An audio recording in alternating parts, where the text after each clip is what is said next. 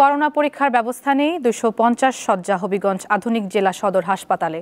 উপসর্গ নিয়ে রোগী ভর্তি হলেও মিলছে না সেবা। সমস্যা সমাধানে প্রয়োজনীয় উদ্যোগ নেওয়ার দাবি স্থানীয়দের। হবিগঞ্জ 250 শয্যার এই হাসপাতাল থেকে প্রায় প্রতিদিন ফিরে যাচ্ছেন করোনা উপসর্গ নিয়ে আসা রোগী। কারণ বিশাল এই হাসপাতালে পিসিআর ল্যাব এবং পরীক্ষার কিট নেই।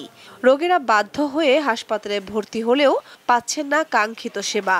অনেকেই ছুটছেন সিলেট ও ঢাকা সহ বিভিন্ন হাসপাতালে।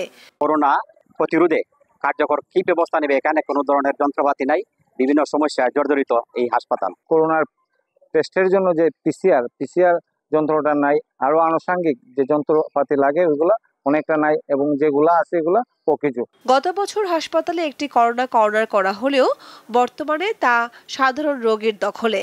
আমরা কিভাবে বুঝতে পারবো এখানে করোনা না অন্য কিছু? তার কারণ আমাদের সিলেট বা ঢাকা যাওয়া লাগে। এই রোগটা যে আমরা তো পরীক্ষা না হলে আমরা রোগটা বুঝতে পারি। এখানে আইলে তারা ফিরতে জেলা ঢাকা যাওগা সিলেট যাওগা। ইনফেকশন বলতে আমরা তার কিছু বুঝি না। করোনার মেশিনটা হইলে আমরা বুঝতাম কি করোনার ইনফেকশন না আমরা শ্বাসকষ্ট পিছের থেকে আসলো। অক্সিজেন ছাড়া সকল প্রকার সরঞ্জাম ঘাটতির কথা জানিয়ে সংকট সমাধানে উদ্যোগ নেওয়ার কথা জানান এই কর্মকর্তা। সারা দেশে আবার একটু কোভিডের প্রকোপ দেখা দিয়েছে। ইতিমধ্যে আমাদের সিলেট বিভাগেও পরশু পর্যন্ত যতটুকু জানি 5 জন রোগী ডায়াগনোসিস হয়েছে এবং একটা মৃত্যু আছে আমাদের।